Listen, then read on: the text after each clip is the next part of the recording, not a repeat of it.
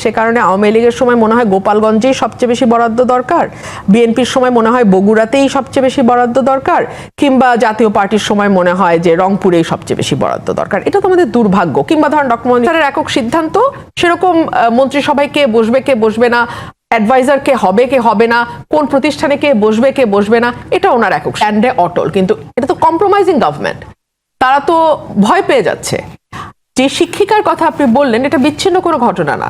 দুদিন আগে আপনার অনেক বক্তব্য আছে, এরপরে আজকে যে অভিযোগটি আসলে জামায়াতের কাছ থেকে এসছে, মানে বিরোধীরা বলার চেষ্টা করছে যে চাকরিতে এখন আর মেধার দরকার নাই, বিএনপির একটি পদ থাকাই সর্বোচ্চ যোগ্যতা। যদিও আপনি এখন সরাসরি বিএনপির নেতা নন, মানে বিএনপির একটি পদ থাকাই কি আসলে বিএনপির জন্য এখন একটা যোগ্যতা? আমরা যখন অনুষ্ঠানটা শুরু করি, আপনি শেষ করেছিলেন একটা বাক্য দিয়ে যে ডক্টর ইউনূসের আমলের সাথে এই আমলের কতটুকু পরিবর্তন হলো। আমি যদি আরেকটু আগে ফিরে যাই, শেখ হাসিনার আমলের সাথে এই আমলের কতটুকু পরিবর্তন হলো।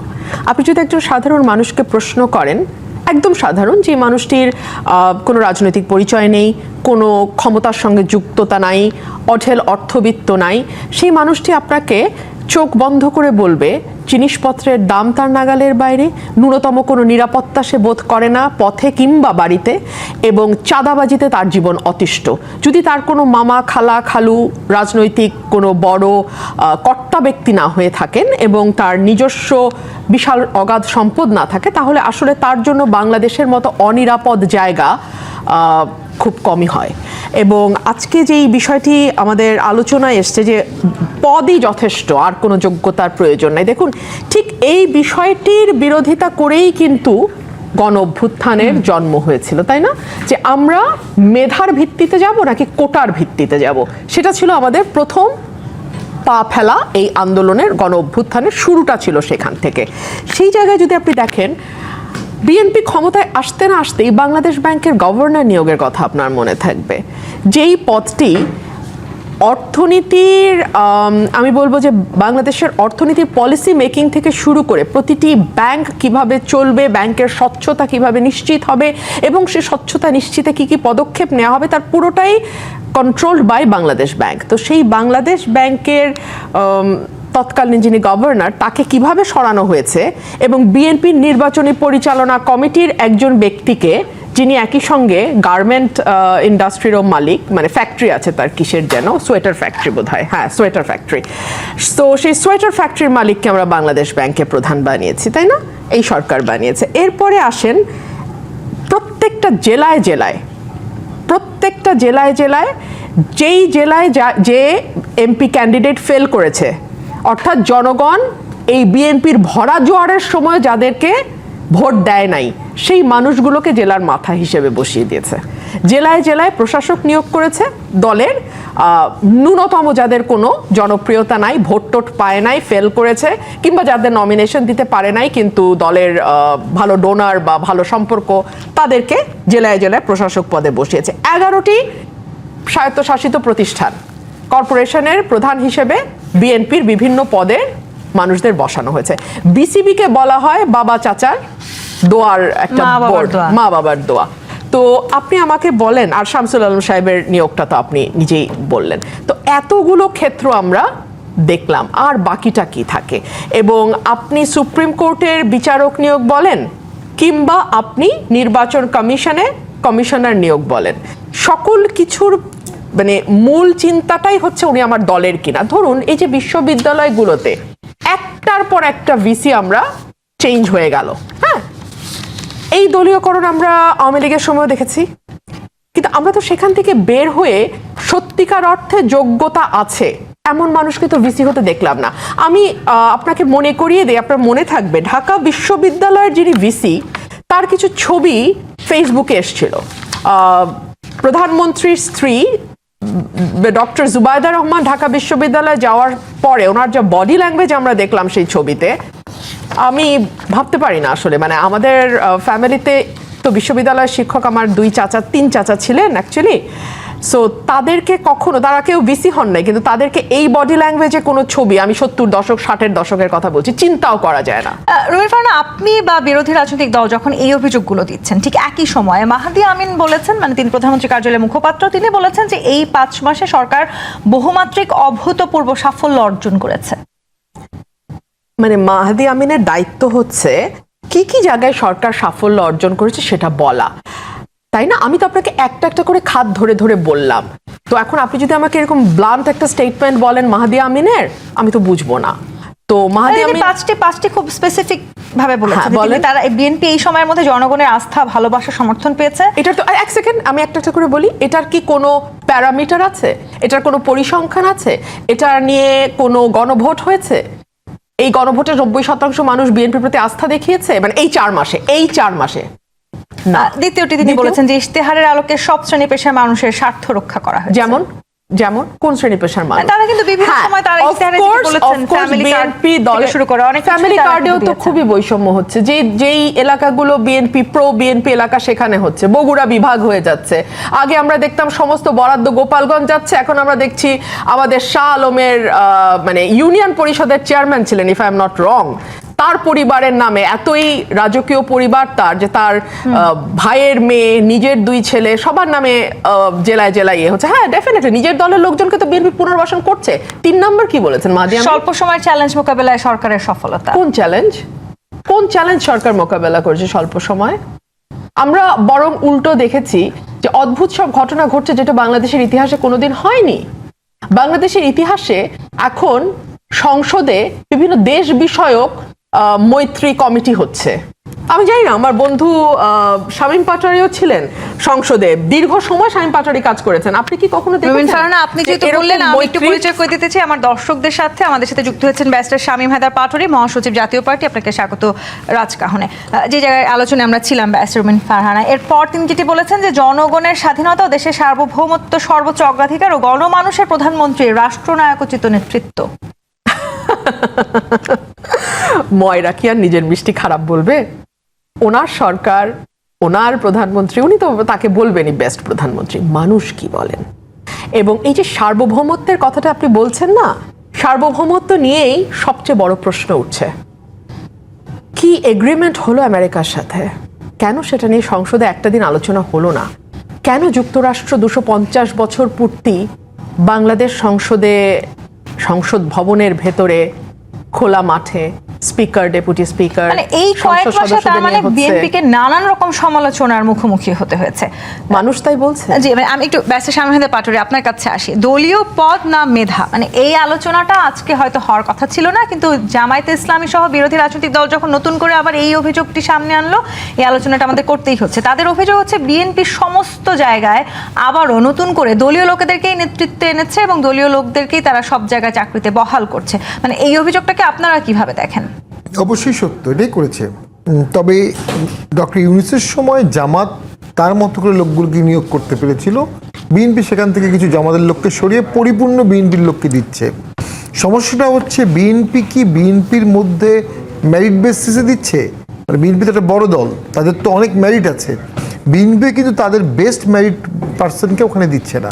সেখানে টাকা পয়সার লেনদেন, নিজস্ব পলিটিক্যাল বলয় এবং আঞ্চলিকতা, এই সব কিছু তীব্রভাবে ইম্প্যাক্ট ফেলছে। গভর্নমেন্টকে টাকা দেওয়া হচ্ছে, ট্যাক্স পেয়ারের মাধ্যমে যে বেতন দেওয়া হচ্ছে, সেই বেতনের টাকায় কিন্তু আমরা দেখতে পাচ্ছি বিএনপি নেতা কর্মীদেরকে আবার এটিও বলতে শোনা যায় যে মানে তারা তখন বিরোধী রাজনৈতিক দলের উদ্দেশ্যে বলেন যে আপনারা যদি নির্বাচিত হতেন আপনারাও তো একই কাজ করতেন, মানে অন্যান্য রাজনৈতিক দলও তো হয়তো নিজেদের লোককেই নিয়োগ দিত। অতীতে এরকম হয়েছে, অতীতে এরকম বারবার হয়েছে বলেই তো 24-এ একটা বড় আন্দোলন হয়েছে। এখনো যদি এটা তাই হতে থাকে তাহলে কিন্তু 24 ম্লান হয়ে যাবে, ভবিষ্যতে আবার কোনো এক সময় আবার অসন্তোষ দানা বাঁধবে এবং সেই আন্দোলনও হতে পারে। এখন মাননীয় প্রধানমন্ত্রীর বর্তমানে উপদেষ্টা অনেকেই আছেন, তার সাম্প্রতিক সময় অনেক অ্যাপয়েন্টমেন্টও হয়েছেন, তারা অনেকেই তুলনামূলক কম অভিজ্ঞতা সম্পন্ন। দেখুন, আমরা অনেক দোষ দিতে পারি, কিন্তু শেখ হাসিনার প্রথম দিকের উপদেষ্টা কে ছিলেন? ডক্টর গওহর রিজভী। প্রথম দিকের উপদেষ্টা কে ছিলেন? ডক্টর মশিউর। প্রথম দিকে উপদেষ্টা কে ছিলেন? তৌফিক সাহেব। তো এই লেভেলের লোকজন ছিল তার অ্যাডভাইজার। সেখানে কিন্তু এখন যারা অ্যাডভাইস দিচ্ছে তারা কিন্তু রাষ্ট্র সরকার সম্পর্কে সবাই ওয়াকিবহাল এমনটা না। আমি মনে করি এক্সপেরিমেন্টের বেসিসে রাষ্ট্র চলছিল ডক্টর ইউনূসের সময়, ওইটার ধারাবাহিকতা এখনো চলছে। এবং সবচেয়ে একটি ঘটনা উল্লেখযোগ্য হচ্ছে সংসদ ভবনের মতো জায়গায় ইউএসএ একটি তাদের স্বাধীনতা পূর্তি অনুষ্ঠান করেছে, যেটা আমি খারাপ বলবো না, কিন্তু আপনি একটা দেশকে যখন দিবেন আপনি বাকি দেশগুলোকে না করবেন কিভাবে? এখন যদি পাকিস্তান বলে তারা 15ই আগস্ট করবে আমাদের এখানে, তখন আপনি বাধা দেবেন কিভাবে? ভারত যদি বলে 14ই আগস্ট করবো এখানে, বাধা দেবেন কিভাবে? রাশিয়া যদি বলে বাধা দেবেন কিভাবে? চায়না যদি বলে যে চাইনিজ কমিউনিস্ট পার্টি তারা কোথাও না কোথাও গিয়ে এই সরকারও একটি রাষ্ট্রের দিকে ঝুঁকছে, অর্থাৎ একটি রাষ্ট্রের দিকে ঝুঁকছে আমি এমনটা বলবো না, কিন্তু এই জিনিসগুলো সতর্কতার সাথে ভারত, চায়না, রাশিয়া, আমেরিকা তাদের সাথে হ্যান্ডেল করতে হবে অত্যন্ত সফিস্টিকেটেডলি এবং ডেলিকেটলি। আপনি কখনো টিল্ট হতে পারবেন না। আপনি যদি চট করে টিল্ট হয়ে যান আপনি আর ফিরে আসতে পারবেন না। আপনি ফিরে আসতে পারবেন না, তখন অন্য দেশগুলো নাখোশ হবে। বিএনপি তো দাবি করেছে তারা সবচাইতে যোগ্য মানুষটিকেই পররাষ্ট্র মন্ত্রী বানিয়েছেন। না, অবশ্যই তার অতীত যোগ্যতা অনেক আছে, এবং তিনি যোগ্য না হলে তো দুই রিজিমে কেউ থাকে না। ইউনূস রিজিমেও ছিলেন, এই রিজিমেও ছিলেন, তো সেই হিসাবে ডেফিনেটলি তার যোগ্যতা আছে। তবে আমরা যেটা অনুভব করি, বাংলাদেশে একটা ঘটনা ঘটে গেছে দুঃখজনকভাবে, এক্সটার্নালাইজেশন অফ ইন্টারনাল পলিটিক্স। বাংলাদেশে ভোট কি হবে, ভোটে কে আসবে, আওয়ামী লীগ ফিরে আসবে কিনা, আওয়ামী লীগকে ব্যান করতে হবে কিনা, এ সব কিছুই মনে হয় একটা এক্সটার্নাল ফ্যাক্টরের উপর নির্ভরশীল, বা অনেকগুলো এক্সটার্নাল ফ্যাক্টরের উপর নির্ভরশীল। আমরা নিজেরা বসে 4-5টি দল নিজেরা বসে সমাধান করে কেন নিজেদের সমস্যাগুলো সমাধান করতে পারি না? আমি বর্তমান সরকারের তো এখনো সাফল্য ব্যর্থতা দেখার সময় আসেনি, তবে একটা ব্যর্থতা তো করে ফেলেছে, যে তাদের হাতের মধ্যে ছিল, তারা রিকনসিলিয়েশন করতে পারত। রিকনসিলিয়েশন সময়ের দাবি ছিল, রিকনসিলিয়েশন করবে বলেই যেদিন তারেক জিয়া বাংলাদেশে আসলেন, যারা বিএনপি করে না তারাও তার দিকে আসার মুখ ছিল তাকিয়েছেন, এবং অনেকে ভোটও দিয়েছেন, এবং বিএনপি ল্যান্ডস্লাইড ভিক্টরি পেয়েছে। এরপরে কিন্তু রিকনসিলিয়েশনের দিকে বিএনপি হাঁটলো না। যেহেতু বিএনপি রিকনসিলিয়েশনের দিকে হাঁটলো না, এই যে অনেকগুলো মানুষের প্রত্যাশার জায়গাটা বিএনপি নষ্ট করে দিল। আপনার একটা বক্তব্যে আপনিও বলেছেন যে মানে আপনারা যদি সেই সময় বিএনপির সাথে না থাকতেন বিএনপি হয়তো এই জয় পেত না। মানে এটাকে আসলে আপনি ঠিক কিভাবে মূল্যায়ন করেন? মানে জাতীয় পার্টিকে আসলে জাতীয় পার্টির সাথে না থাকলে বিএনপি জয়ী হতো না, এটাকে কি আমরা এইভাবে বলিনি। দেখুন, এই 2-3 দিন আগে মহামান্য পদত্যাগ করলেন, তার প্রতি আমার কোনো ব্যক্তিগত সিম্প্যাথি, তাকে আমি চিনিও না। মহামান্য পদত্যাগ করেছেন, এটা স্বাস্থ্যগত কারণে, এটা কেউ বিশ্বাস করে না। এখানে প্রেশার ছিল, একজন সাংবাদিক বলেছে বিশেষ এজেন্সির প্রেশারে ওনাকে ডেডলাইন দিয়ে দেওয়া হয়েছিল। চুপ্পু সাহেব যদি রাষ্ট্রপতি না থাকতেন, বা সে 2 বছর আগে বা 1.5 বছর আগে পদত্যাগ করতেন, দেশে ভোট হতো না, বিএনপি ক্ষমতায় আসতে পারতো না। সেম ফর ওয়াকার সাহেব। ওয়াকার সাহেব এবং চুপ্পু সাহেব ছিলেন বলে দেশে ভোট হয়েছে, বিপ্লবী সরকার বা অ্যাডভেঞ্চারাস সরকার হয়নি, বিএনপি ক্ষমতায় আসছে। এখন জাতীয় পার্টি বাইরে গিয়ে তো এখনো পর্যন্ত করার কিছু সুযোগ নেই, মানে এখনো সুযোগ নেই। জাতীয় পার্টি ভোটে যাওয়ার কারণে জামাত এবং এনসিপি ভোট বর্জন করতে পারেনি। জামাত, এনসিপি এবং ইউনূস সরকারের একাংশের একটা ইচ্ছা ছিল দেশে ভোট হবে না, সময় মতো জামাত বা অন্য কেউ ভোট বর্জন করবে, দেশে তখন দীর্ঘমেয়াদী অনির্বাচিত সরকার থাকবে অথবা বিপ্লবী সরকার হবে। মানে যেই সময়টাতে আমরা আসলে যোগ্যতা নিয়ে আলোচনা করছি সেই সময়টাতে বৈষম্য থাকবার কথা না। রুমিন ফারহানা, আপনি সংসদে দাঁড়িয়ে একটি বক্তব্যে আমি দেখছিলাম, আপনি বলেছেন যে সরকার দলীয় হুইপ কিংবা বিরোধী দলীয় হুইপ কেউই আসলে আপনার না, সেই কারণে আপনি আসলে পুরো দৃষ্টি আকর্ষণ করছিলেন স্পিকারের। এই সময়টাতে দাঁড়িয়ে আসলে সবাই তো সবার হওয়ার কথা ছিল, সেই জায়গাটিতে আমরা কেন পৌঁছাতে পারিনি? উত্তর নিব জিপেচ ইস্পাত নিবেদিত রাজকাহন থেকে বিরতি নিয়ে ফিরছি, সাথে থাকুন। জিপেচ ইস্পাত নিবেদিত রাজকাহন দেখছেন। ব্যারিস্টার রুমিন ফারহানা, আপনি সংসদে দাঁড়িয়ে বলেছেন এই মুহূর্তে সরকার দলীয় হুইপ কিংবা বিরোধী দলীয় হুইপ কেউই আসলে আপনার না, সে কারণে আপনি স্পিকারের দৃষ্টি আকর্ষণ করেছেন। মানে এই মুহূর্তটাতে তো আসলে আমরা এরকম বৈষম্যের কথা চিন্তা করি না, সবাই সবার হবে সেই প্রত্যাশা আমরা রাখতে চাই, কিন্তু এই 5 মাস বা 6 মাসেই সরকারের বিরুদ্ধে এরকম নানান অভিযোগ, নানান আলোচনা সমালোচনা, সামাজিক যোগাযোগ মাধ্যমে গেলেও আমরা এরকম নানান কিছু দেখি, বিশেষ করে নারীদেরকে কেন্দ্র করে বেশ কিছু ঘটনা ঘটছে। অতি সম্প্রতি একজন প্রাথমিক স্কুল শিক্ষিকাকে নিয়ে যে ঘটনা ঘটেছে সেটি আমি একটু আপনার দৃষ্টি আকর্ষণ করতে চাই। সেই সাথে সংরক্ষিত নারী এমপিদের পছন্দের আসন দিতে আইন করছে সরকার, সেটিকে আপনি আসলে কিভাবে দেখেন? অনেকগুলো বিষয় আপনি নিয়ে এসেছেন। আমি সংসদে বলতে বাধ্য হয়েছিলাম যে সংসদে কিন্তু চাইলেই কথা বলা যায় না, আপনাকে আগে হুইপের কাছ থেকে সময় অ্যালোকেশন নিতে হয়। সো আমি যখন বিরোধী দলের হুইপ মানে নাহিদ ইসলামের কাছে যাই, উনি চেষ্টা করেন, বাট ইনভেরিয়েবলি উনি বলেন যে আপনার জামাতের আমিরের পারমিশন লাগবে, এবং জামাতের আমির ফর অবভিয়াস রিজনস উনি মানে ওনার দলের জন্য বরাদ্দ সময় থেকে আমাকে দেবেন না। সো আমাকে যেতে হয় তখন সরকার দলের কাছে, সরকার দলের হুইপের কাছে। এবং যেহেতু আমি সরকারি দলের একজন ক্রিটিক, তারাও অফকোর্স তারাও ভেরি কমফোর্টেবল না আমাকে সময় দিতে। সো সেই কারণে আমি স্পিকার মহোদয়ের দৃষ্টি আকর্ষণ করছি, তাহলে আমি যাবোটা কোথায়? ধরুন জুলাই চার্টার নিয়ে আলোচনা, এই আলোচনায় যেহেতু কোনো দলই আমার নাম দিচ্ছে না, মানে সরকারি দল বিরোধী দল, সো আমার বক্তব্য শোনা যাচ্ছে না। আমার তো বক্তব্য আছে জুলাই চার্টারে। এখন যারা সংসদে বসে আছেন তাদের কজনের চেহারা আপনি মনে করতে পারেন জুলাইয়ের পথে? আমার চেহারা নিশ্চয়ই আপনাদের মনে আছে। কজন বলতে পারে যে তার বাড়ি ভাঙচুর হয়েছে, তার গাড়ি ভেঙেছে? আমার বাড়ি ভাঙচুর হয়েছে, আপনাদের চ্যানেল রাত 2টো বাজে আমার বাড়িতে গেছে, আমি ফেসবুক লাইভ করেছি। মুশকিল হচ্ছে কি আমাদের জেলিফিশের মতন মেমোরি তো, আর বেশিরভাগ মেমোরি আমাদের সাথে ফিট ইন না করলে আমরা ভুলে যাওয়ার চেষ্টা করি। সো বিএনপির নেতারা তখন গর্তে ছিল, ডোবায় ছিল, খালে ছিল, এবং প্রথমে তো তারা হাতি ধুয়ে ফেলছিল এই আন্দোলনে আমাদের না, এইটা এদের আমার নৈতিক সমর্থন দিয়েছিল একটা পর্যায়ে। হ্যাঁ, সো এই হলো তাদের স্ট্যান্ড এই আন্দোলনে। কিন্তু এখন এটা নিয়ে ক্রেডিট ক্লেমিং এর কামড়াকামড়ি হচ্ছে। বিএনপিকে তাহলে ত্যাগী নেতাদেরকে যথেষ্ট সম্মান দিতে পারে নাই? সেটা বিএনপির ত্যাগী নেতারা বলবে, আমি তো জানি না। আমারটা তো আমি বলতে পারবো, অন্যদেরটা তো আমি বলতে পারবো না। আর দুই হচ্ছে আপনি আরেকটা যেটা বললেন যে বৈষম্যমূলক এবং ঘটনা, আমরা তো আশা করেছিলাম যে ডক্টর ইউনূসের সময়ে আমরা যে একটা রাইট গ্রুপের উত্থান দেখলাম, আমরা একটা উগ্রবাদের উত্থান দেখলাম, সেটা কিছুটা হলেও সরকার নির্বাচিত হলে কমে আসবে। তখন কিন্তু একটা পর একটা মেয়েদের ফুটবল খেলা বন্ধ করা হলো, মঞ্চ নাটক বন্ধ করা হলো, গানের অনুষ্ঠান বন্ধ করা হলো, যাত্রাপালা বন্ধ করা হলো, নাটক বন্ধ করা হলো, সিরিজ অফ ইনসিডেন্টস কিন্তু হয়েছে ডক্টর ইউনূসের সময়। আপনারা যারা রাজনীতি করেন আপনাদেরকেও তো নানান সময় নানান রকমের ট্রলেরও মুখোমুখি হতে হয়। হ্যাঁ, মানে অফকোর্স। সো ওগুলা বাদই দিলাম, মানে এর বাইরেও একেবারে মানে ফিজিক্যালি অনেক হেনস্থার শিকার হতে হচ্ছে বাংলাদেশের নারী সমাজকে। সো সেই জায়গা থেকে আমরা ভেবেছিলাম একটা পরিবর্তন হয়তো আসবে, কিন্তু আমরা দেখলাম ধরুন ব্রাহ্মণবাড়িয়ার বনলতা এক্সপ্রেস, যেটা সরকারের অনুমতি নিয়ে ছাড়পত্র নিয়ে সারা বাংলাদেশে প্রচারিত হলো, সেটার জন্য আমাকে ব্রাহ্মণবাড়িয়ায় প্ল্যাকার্ড নিয়ে পথে নামতে হলো, মানববন্ধন করতে হলো, এবং তারপরের দিন ঠিকই প্রচার হলো। কিন্তু তার আগে আমরা কি দেখলাম? প্রায় 20 গাড়ি পুলিশ পাঠিয়ে এটা বন্ধ করার উদ্যোগ নিল সরকার। তো তার মানে সরকার কাদেরকে পেট্রন করছে, সরকার কাদেরকে সহযোগিতা করছে? সরকার হয়তো সেই সময় মবটাকে সামলাতে চাইছিল, সেই জায়গাটিতেও তো হতে পারে।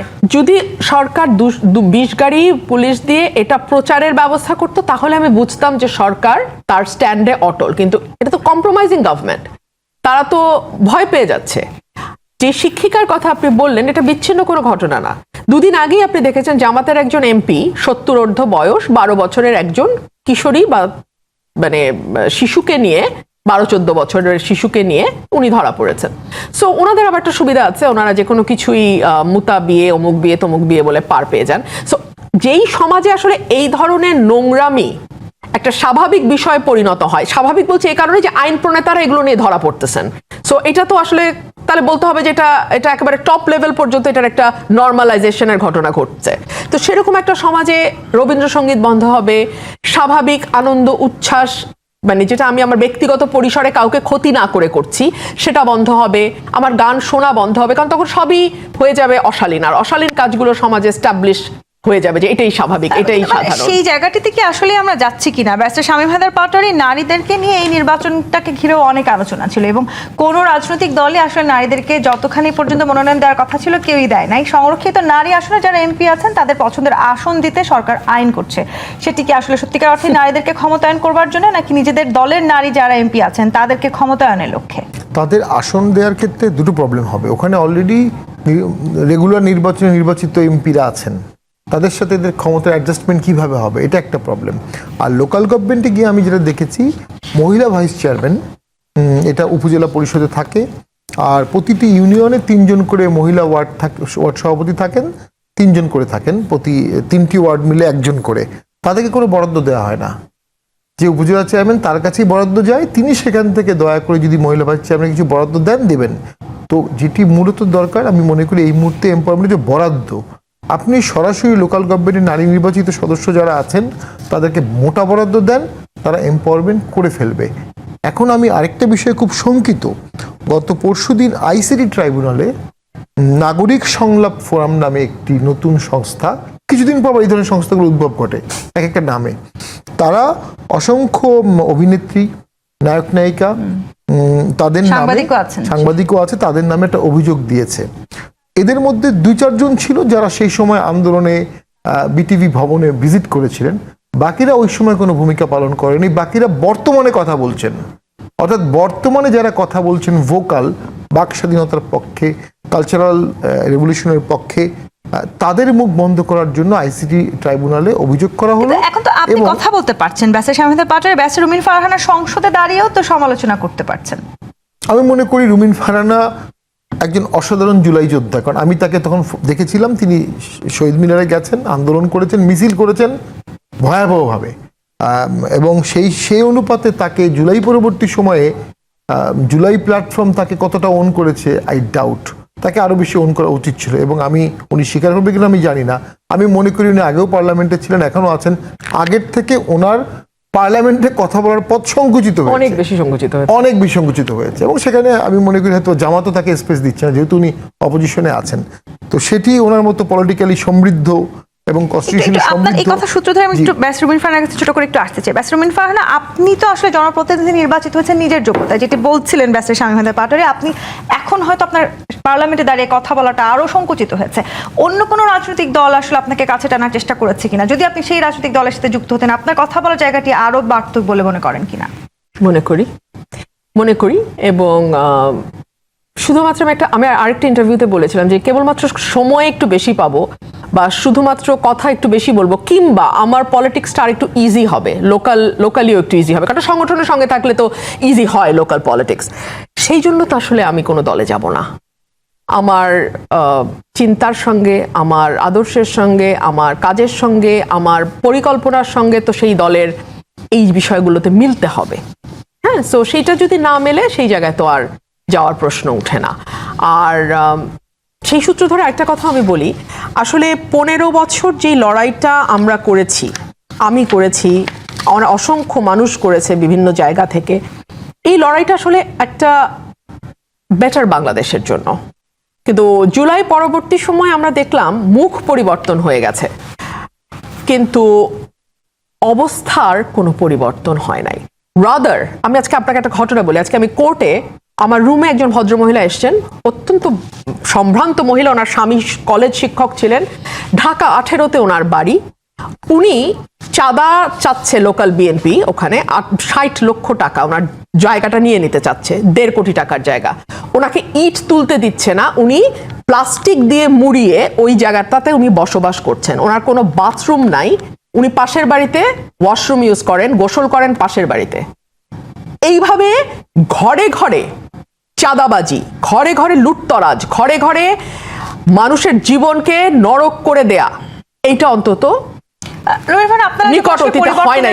কিংবা সংবিধান সংস্কার বা সংস্কারের কথা বলেন। একই সময় এনসিপি নেত্রীকে আমরা আপনার বিরুদ্ধে এই অভিযোগও করতে দেখলাম যে রুমিন ফারহানার মতো এমপি যখন সংবিধান সংস্কারের শপথ নেন না, তখন তো মনে প্রশ্ন জাগে। আচ্ছা, আমি একজন এনসিপি নেত্রীর জবাব গণমাধ্যমে এসে দেবো কেন? আমি তো ওনার জবাব ওনার পাশে বসে দিয়েছি, এবং এই জবাব আমি 1000বার মিডিয়াকে বলেছি। আমি যেই সংবিধান রক্ষার শপথ প্রথমবার নিলাম, ওই দিন আধা ঘন্টার ব্যবধানে আমি সেই শপথ ভঙ্গ করে আরেকটা শপথ নেই কি করে? আমি ওই সংবিধানটাকে সংশোধন করতে পারি, ওই সংবিধান ফেলে দিয়ে নতুন সংবিধান লিখবার জন্য তো আমি শপথ নিতে পারি না। এটা আমার ইন্টারপ্রিটেশন। এই ইন্টারপ্রিটেশনের সাথে আপনি একমত না হলে আপনি শপথ নেবেন, কেউ তো আপনাকে বেঁধে রাখছে না, কিন্তু আপনি আমাকে ধাক্কা দিয়ে শপথে পাঠাচ্ছেন কেন? এটা তো আমার স্বাধীনতা রে ভাই। সংশোধনের জায়গাটিতে আমরা আলোচনা করছি। ব্যারিস্টার শামীম পাটোয়ারি, গণভোটে জুলাই জাতীয় সনদ অনুমোদিত হলেও সংবিধান সংশোধন না হয় নতুন রাষ্ট্রপতি নির্বাচনটি আমরা পুরনো নিয়মেই দেখতে যাচ্ছি, এবং সেটি আসলে এবারও গোপন ব্যালট ব্যবহার হবে না, এবং রাষ্ট্রপতি নিয়োগেও বিএনপি আসলে দলীয় লোককেই নিয়োগ দেবে, এমনটাও আলোচনা সমালোচনা চলছে, বিশেষ করে বিরোধী রাজনৈতিক মহলে। মানে সব ক্ষেত্রে, মানে সর্বোচ্চ পর্যায় থেকে শুরু করে তৃণমূল পর্যন্ত, সত্যি কি তাহলে বিএনপি নিজেদের লোককেই নিয়োগ দিচ্ছে? অবশ্যই দিচ্ছে, এবং এটা খুব অস্বাভাবিক কিছু না, কারণ আপনি যখন ক্ষমতায় আসছেন 2/3 মেজরিটি পেয়েছেন, আপনি আপনার লোককেই দিবেন। এর থেকে ডিপার্চার হবে এমনটা আমরা মনে করি না, আশা করাও ঠিক না। তবে যোগ্য লোককে দেন, ভালো লোককে দেন, এটা বিএনপির জন্য সুযোগ। বিএনপি যদি একটা ভালো লোককে, সর্বজন গ্রহণযোগ্য মানুষকে রাষ্ট্রপতি দিতে পারে, যিনি অপোজিশনেরও শ্রদ্ধা পাবেন, যিনি ক্রাইসিসে সাহসী ভূমিকা পালন করতে পারবেন। আমি গতকালকে একটা টক শোতে বলেছিলাম, বাংলাদেশে কোনো সেনাপ্রধান এবং কোনো রাষ্ট্রপতি কোনো ক্রাইসিসে তার নিয়োগকর্তার পক্ষে মানে সাহসী ভূমিকা পালন করতে পারেনি। তবে দেশের স্বার্থে সাহসী ভূমিকা পালন করতে পারে এমন লোক দিলে এটা দেশের জন্য একটা ইনস্টিটিউশন হিসেবে দাঁড়াবে। রাষ্ট্রপতি পদটা একটা প্রতিষ্ঠান, এই প্রতিষ্ঠানটা যেন দাঁড়িয়ে যায়, এটা আমরা চাই। আরেকটা জিনিস আমি যেটা বলছিলাম, এই যে শিল্পীদের নামে মামলা করা, কথা বলার কারণে, এটা কিন্তু চায়নায় হয়েছিল, জিয়াং কিং করেছিল। সেই সময় 5 লাখের উপরে মানুষ মারা। জিয়াং কিং মাও সেতুং এর ওয়াইফ ছিলেন। 6.5 বিলিয়ন মাও সেতুং এর স্পিচ প্রিন্ট করে রেড বুক করা হয়েছিল। 6.5 বিলিয়ন মানে 650 কোটি, এবং সবাইকে এটা মুখস্থ করতে হতো। স্কুলের টিচাররা সবাই এটা মুখস্থ করতো, স্কুলের বাচ্চারা মুখস্থ করতো। এখন আপনি জুলাই সনদ বা এই জিনিসকে তোতা পাখির মতো বাঙালিকে মুখস্থ করাতে চাচ্ছেন, আর যারাই এটার বিরুদ্ধে কথা বলছে তাদেরকে আপনি মামলা দিচ্ছেন। কোথায় দিচ্ছেন? ICT tribunal. এটা করা হয়েছিল কিসের জন্য? 71-এর জেনোসাইডের জন্য প্রিন্সিপালি। 24-এর গণহত্যা এটার মধ্যে জাস্টিফাই হয়। আপনি এখন 18 সালের ক্রস ফায়ার এটার মধ্যে নিয়ে আসছেন, ইতিমধ্যে চার্জশিট দেওয়া হয়েছে। আপনি 13 সালের ঘটনা এখানে নিয়ে আসতেছেন। ট্রাইব্যুনাল তো আস্তে আস্তে তার বাইটিং পাওয়ার হারিয়ে ফেলবে, এবং এত মামলা ওভারবার্ডেন হবে, ট্রাইব্যুনাল প্রকৃত শহীদদের প্রতি ন্যায় বিচার করতে পারবে না। মানে এটাই তারেক রহমান সর্বমহলে এক ধরনের প্রশংসা কুড়িয়েছেন, কিন্তু এই যে নিয়োগ কিংবা অধ্যাদেশ বাতিল ইস্যুতে আবারও তাকে গুরুতর প্রশ্নের মুখোমুখিও হতে হয়েছে। আমি যদি আপনাকে পাল্টা প্রশ্ন করি, এর মধ্যে কোনটা আপনার নাগরিক হিসেবে আপনার জীবনকে এফেক্ট করবে?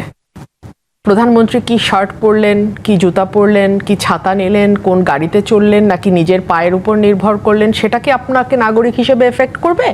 নাকি আপনার বাড়িতে আজকে 3 দিন ধরে চুলা জ্বলে না, গ্যাস নাই, কিংবা ধরুন বাজারে গেলে আপনার মাথা নষ্ট হয়ে যায় কারণ আপনি যে টাকা নিয়ে গেছেন সেই টাকা দিয়ে আসলে 2 দিন চলবার মতন বাজারও আপনার কেনা সম্ভব না, কিংবা ধরুন আপনি রাস্তায় নামলেন, ছিনতাইকারী এসে আপনার পেটে একটা ছুরি বসিয়ে দিয়ে আপনার হাতে যা কিছু আছে নিয়ে গেল, কিংবা ধরুন লোকাল বিএনপি লিডাররা আপনার কাছে চাঁদা দাবি করে বলছে যে আর একটা ইট গাঁথলে সেটা যদি বাথরুমের ইটও হয় আপনাকে মানে দেখে নেবে, এবং সে কারণে আপনাকে তিরপল দিয়ে ঘেরা জায়গায় নিজের জায়গায় বাস করতে হচ্ছে। আসলে কোনটা আপনার জীবনকে এফেক্ট করবে, তাই না? পরিবর্তন কি এত বড় এফেক্ট ফেলতে পারবে, নাকি সমস্ত রাজনৈতিক নেতাকর্মীদের মধ্যেই পরিবর্তনটা আমরা দেখতে চেয়েছিলাম?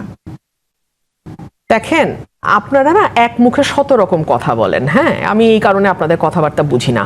সারা জীবন আপনারা বললেন সকল ক্ষমতা এক ব্যক্তির হাতে থাকলে কেমন করে হবে, কিন্তু এখন আবার বলতে চান না। মানে শেখ হাসিনার আমল থেকে দেখছি যে প্রধানমন্ত্রী তো ফেরেশতা, বাকিরা সব ইবলিস। মনে হয় যেন ইবলিসরা যার যার জায়গায় শেষে বসছে, প্রধানমন্ত্রী এনে তাদেরকে বসায় নাই। ব্যাপারটা তো এরকম না। এটা তো আপনার একক সিদ্ধান্ত, আপনি কাকে নেবেন কাকে নেবেন না। এই যে শোতে কে গেস্ট হবে এটা যেমন আপনার একক সিদ্ধান্ত বা আপনার প্রডিউসারের একক সিদ্ধান্ত, সেরকম মন্ত্রিসভায় কে বসবে কে বসবে না, অ্যাডভাইজার কে হবে না, কোন প্রতিষ্ঠানে কে বসবে না, এটা ওনার একক সিদ্ধান্ত। মানে এই মুহূর্তে তাহলে বাংলাদেশে যে ধরনের পরিবর্তন হচ্ছে, কে কোথায় দলীয়করণের যে অভিযোগগুলো আছে সবকিছু আপনি বলার চেষ্টা করছেন প্রধানমন্ত্রীর একক সিদ্ধান্তে হচ্ছে। ওনার ইশারা ছাড়া তো হবে না, হতে পারে না। বাংলাদেশের সংবিধান আইন অনুযায়ী, বাংলাদেশের মানে রাষ্ট্র পরিচালনার ধারা অনুযায়ী এটা হওয়ার কথা না। এখন আপনি চিন্তা করে দেখবেন যে নাগরিক হিসেবে, আমি আবারও বলছি, আপনি চিন্তা করে দেখবেন নাগরিক হিসেবে প্রধানমন্ত্রী কোন ব্র্যান্ডের শার্ট পরছেন আর কোন শাড়ি পরছেন যদি নারী প্রধানমন্ত্রী হন, সেটা আপনার জীবনকে কতটুকু এফেক্ট করে, আর আমি যে উদাহরণগুলো দিলাম তার কোনটা আপনাকে এফেক্ট করে আপনি বিবেচনা করবেন। বাংলাদেশে আপনাদের প্রশ্ন শুনে মনে হয় সবাই 17 কোটি মানুষ হাতে ললিপপ নিয়ে ঘুরে, এত বাচ্চা, এত অবোধ, কিচ্ছু বোঝে না। আমি জানি না বাংলাদেশের মানুষ এত অবোধ কিনা, বা আমার অভিজ্ঞতা অন্তত তা বলে না। সেই বাংলাদেশের মানুষ নিশ্চয়ই এতটাও অবুঝ না, এবং সে কারণে এই নির্বাচনে আসলে আমরা আপনাকেও নির্বাচিত হতে দেখেছি। ব্যাসে শামীম হায়দার পাটারি, যেই নির্বাচন নিয়ে এত আলোচনা চলছে, মানে যে এই নির্বাচনটিকে তো আমরা অন্তত দীর্ঘদিন পরে একটা সুষ্ঠু নির্বাচন বলার চেষ্টা করেছি, সেই নির্বাচনে আপনারা নির্বাচন করেন নাই, বা নির্বাচন আপনাদেরকে করতে সুযোগ দেওয়া হয় নাই। এখন বিএনপির আমলে আপনারা নির্বাচন করবেন কিনা, সেই বৈষম্যটা থেকেও আমরা বেরিয়ে আসার সুযোগ পাচ্ছি কিনা? সামনে যে স্থানীয় সরকার ভোটাবে বলছেন, এটা বিষয়ে জাতীয় পার্টি এখনো সঠিক কোনো সিদ্ধান্ত নেয়নি। আপনি যে কথাগুলো বলছিলেন, মাননীয় প্রধানমন্ত্রী স্বল্প আহার করেন, সাদা কাপড় পরেন, নিজে ড্রাইভ করেন, স্পোর্টস কার চালান, মেকে নিয়ে সিনেমায় যান, এগুলো বেশ ভালো উদাহরণ। যদি দেশটা ভালো মতো চালাতে পারেন, যদি দেশে রিকনসিলিয়েশন করতে পারেন, ইনফ্লেশন ঠেকাতে পারেন, চাকরি দিতে পারবেন। মানে অন্যান্য রাষ্ট্রের প্রধানমন্ত্রীরা এসব করলে তো আমরা খুব রাষ্ট্রীয় সমস্যার সমাধান করার পর রাষ্ট্রকে একটা ভালো জায়গায় নেওয়ার পর মাননীয় প্রধানমন্ত্রী যদি 1500 টাকার লাঞ্চ খাওয়ান, তাতে কি রাষ্ট্রের ক্ষতি হবে? আমাদের 9 লক্ষ 10 লক্ষ কোটি টাকার বাজেট, উনি যদি সাদা সাদের জায়গায় অন্য শার্ট পান, তাতে কোনো ক্ষতি নাই। আমি এগুলোকে প্রেস করছি, উনি স্যাক্রিফাইস করছেন, কিন্তু ওনাকে আসল সমস্যার সমাধান করতে হবে, পলিটিক্যাল রিকনসিলিয়েশন, ইকোনমিক রেস্টোরেশন। এই জায়গাগুলো করতে না পারলে যেটা হবে, ওই যে একটা ইংলিশ টার্মস আছে, no cuts, no buts, no coconut, no argument, no excuse, no defence. Absolutely. প্রধানমন্ত্রীর কোনো ডিফেন্স নাই। আপনি কোনো ডিফেন্স দেবে, আপনি পৃথিবীতে জ্বালানির দাম বেড়েছে বলে আপনি ইনফ্লেশন হয়েছেন, এই যুক্তি জনগণ শুনবে না। একটা বিপুল সংখ্যের মানুষ চাকরির বাইরে, বিপুল সংখ্যের মানুষ অসন্তুষ্ট হচ্ছে, কোনো এক সময় অসন্তুষ্ট একটা দিকেই ধাবিত হয় দেশে, সেটা হলো প্রধানমন্ত্রী। এবং পুলিশ দুর্বল, প্রশাসন দুর্বল। নতুন করে আর কোনো গণঅভ্যুত্থান হওয়ার কোনো সম্ভাবনা কি তাহলে আপনি দেখছেন? বিচ্ছিন্ন গণঅভ্যুত্থান হতে পারে নেতৃত্ববিহীন, কারণ অসন্তুষ্ট মানুষ প্রচুর এবং রাষ্ট্রের স্ট্রাকচার রুমিন ফারহানা বলেছিলেন যে আগামী 100 বছরও কোনো গণঅভ্যুত্থান হওয়ার সুযোগ নেই এটা হবে না। বাংলাদেশে। একটা হচ্ছে যে জুলাই হওয়ার পরে যে আকাঙ্ক্ষা উঠেছিল, সেই আকাঙ্ক্ষাটা আমাদের বাস্তবায়ন হয়নি, কিন্তু মানুষের দুর্ভোগ, মানুষের দুর্দশা, এটার জন্য মানুষ রাস্তায় নামবে এবং পুলিশ কঠোর হতে পারবে না, সরকার কঠোর হতে পারবে না, সেটা হঠাৎ করে বিপ্লবে কোনো আন্দোলনে রূপ নিবে এবং সেটা সম্ভাবনাও আছে। তো সেটা যদি হয়ে থাকে, সামাল দিবেন কিভাবে?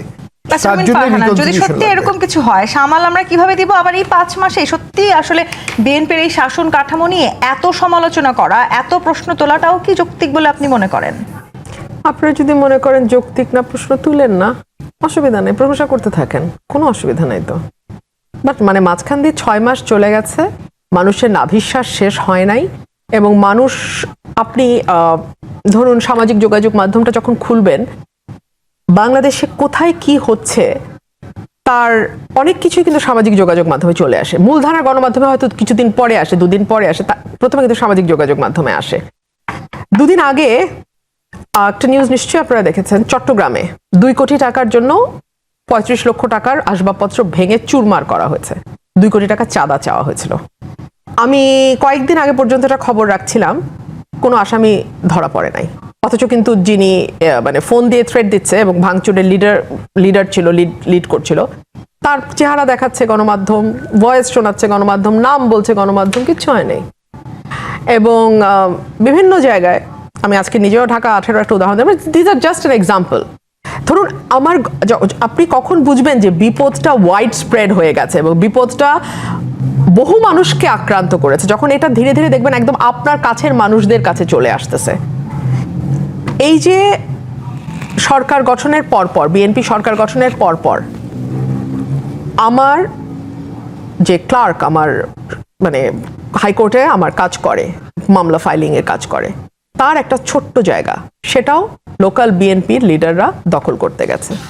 সো এগুলো তো আমি শুনতেছি, মাসের পর মাস ধরে এই কথাগুলো আমার কানে আসতেছে। আমার কাছে সাথে মানুষ দেখা করে বলতেছে যে আমার কনস্টিটিউয়েন্সি না, আমার এলাকা না, অন্য এলাকা, কিন্তু তারা বলার জায়গা খুঁজে পাচ্ছে না। শামীম একটা কথা বললো না যে বিক্ষিপ্ত বিচ্ছিন্ন ভাবে হতে পারে, এই মানুষগুলো পথে নামলে আপনি কি করবেন? তাহলে রুমিন ফারহানা, আপনিও কি মনে করেন যেহেতু এই মুহূর্তে আপনার আসলে বিএনপির কোনো দলীয় পদ নাই, তাহলে আপনিও আসলে আপনার যোগ্যতা কিংবা মেধা অনুযায়ী আপনার আসলে যে জায়গাটিতে যাওয়ার কথা, যতখানি বরাদ্দ পাওয়ার কথা, সেটা কি পাচ্ছেন?